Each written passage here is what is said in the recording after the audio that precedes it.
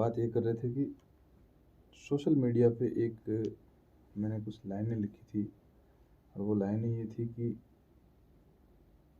डालियाँ टूट चुकी है सूख सूख कर, पत्ते पराए बन गए हैं, ये कहते हैं आप आ जाएंगे लौट कर, तब तक के लिए ये खुद साए बन गए हैं।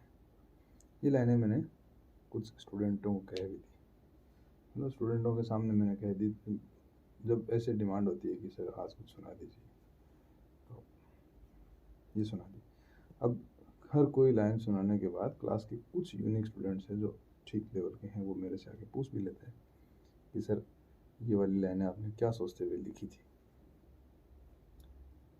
मैं मुस्कुरा के निकल देता हूँ वहाँ से, और उस झूठी मुस्कुराहट को लोग समझ भी जाते हैं। हाँ, वास्तव में वो इसलिए लिखी थी कि एक बार बैठ के ऐसे सोच रहा था कि एक जैसे एक नई नवविवाहिता युवती जो जिसकी अभी भी शादी हुई है, 5-4 दिन 10 दिन 1 महीना माना जा सकता है, और ठीक 1 महीने बाद वह अपने ससुराल के घर की छत पे खड़ी होके अपने उसके साथ भी कोई होता है या होती है, कोई नंद, कोई घर का कोई सदस्य, कोई सास, कुछ भी, कोई भी, छत पे खड़ी होके वो देख रही होती है उस शहर को, उस गांव को, उस मोहल्ले को जहाँ उसका ससुराल होता है। और देखते देखते अचानक वो बातों ही बातों में से आ जाता है कि ये घर किसका है, इधर वाला घर किसका है, ये हमारे पड़ोसी हैं क्या, या हमारे नॉन है, या हमारे रिलेटिव है। तो उन्होंने जो साथ में थे बता रहे थे, फिर पूछा कि जस्ट ठीक घर के आगे गली के उस पार जो प्लॉट है वो किसका है, खाली प्लॉट पड़ा था। तब उस घर के एक सदस्य ने बताया कि ये वाला प्लॉट और उस प्लॉट के उधर वाला जो घर है, बड़ा घर है, दोनों हमारे ही थे। उस घर में जो लोग रहते हैं वो किसी टाइम पे आए थे यहाँ बसने के लिए, जब उनके पास कुछ था नहीं तो पिताजी ने यूं ही कह दिया कि इस प्लॉट में अपना मकान बना लीजिए और रह लीजिए। तो वो भी हमारा ही था, लेकिन अब हमारा नहीं है, लेकिन जो सामने प्लॉट खाली पड़ा है वो हमारा है। इस तरह की बातें करके वो लोग नीचे आ गए, घर के किसी काम में लग गए। अगले दिन सुबह सुबह, ठीक जल्दी सुबह, अर्ली इन द मॉर्निंग, उस घर के मेन गेट की डोर बेल बजी और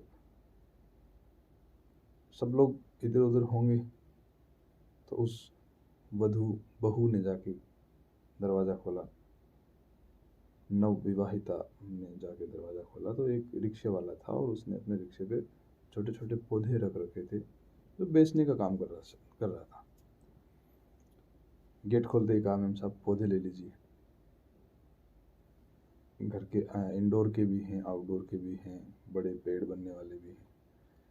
तो उसने यूं ही कहा कि हाँ ठीक है, दे दीजिए, कौन कौन से है, कोई एक हमें अच्छा सा कोई पौधा दे दीजिए। तो जाके देखा तो उन सभी पौधों में एक कदम का पेड़ था,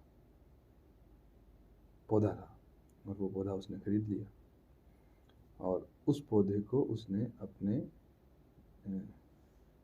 पति घरवाले के साथ जाके, और जो सामने उनका प्लाट खाली पड़ा था उसमें जाके लगाया।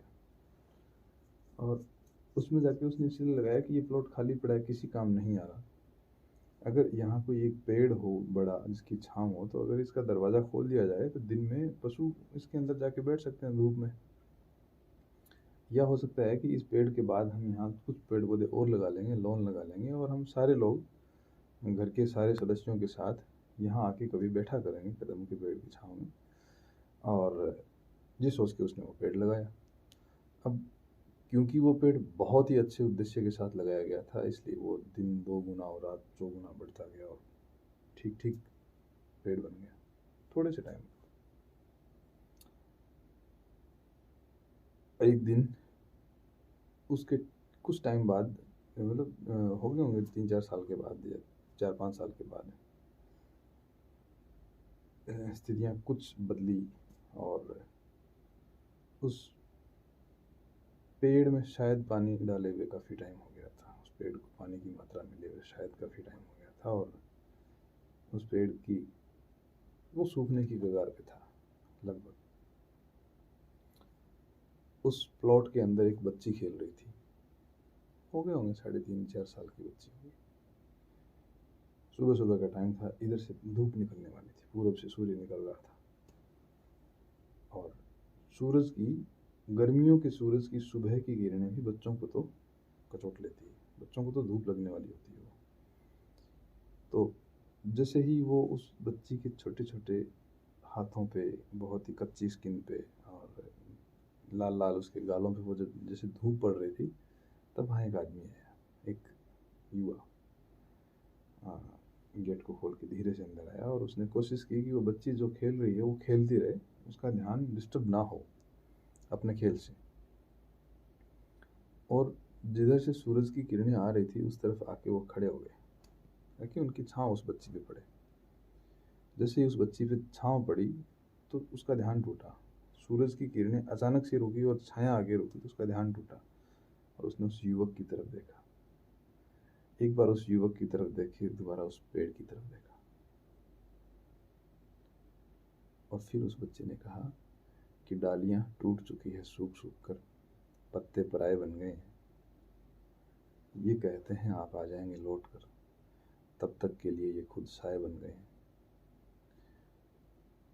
ये सोच के मैंने, बैठे बैठे सोच रहा था, तो ये सोच के मैंने ये लाइनें लिख दी। और बाद में ये सोचा कि इसमें 3 तरह की स्थितियाँ बन सकती है। पहली स्थिति तो ये कि वो सुन के ये लगता है कि उस बच्ची की माँ उनसे दूर है। दूर होने की स्थितियाँ 3 बन सकती है। एक तो ये कि वो उनको छोड़ के कहीं चली गई हो, जो कि लग नहीं रहा। दूसरी ये कि वो दुनिया से चली गई हो, वो बच्ची कह रही है कि ये कहते हैं आप आ जाएंगे लौट कर, वापस आ जाएंगे। तीसरी ये कि वो बच्ची और वो युवक, जिसे हम अब भी बातों से लग रहा है कि हो सकता है वो उसके पापा हों, हो सकता है वो दोनों मर गए हों, और मर के किसी दूसरी दुनिया में वही विजुअल्स आ रहे हों, और वहाँ वो आदमी उस बच्ची के ऊपर छाया कर रहा हो, और वो बच्ची कह रही हो कि ये कहते हैं कि आप आ जाएंगे लौट कर, तब तक के लिए खुद छाए बन गए हैं। तो हो सकता है कि दूसरी दुनिया में बैठे वो लोग ये कल्पना कर रहे हों कि आप भी उसी दुनिया में आ जाएंगे। ऐसा सोच के मैंने ये कहानी लिखी, और इस कहानी को स्टूडेंटों के सामने तो क्या ही बताता मैं। तो मैं एक झूठी मुस्कुराहट के साथ वहाँ से निकल पड़ा। अब आ जाएंगे लौट कर, तब तक कि ये खुद साए बन गए।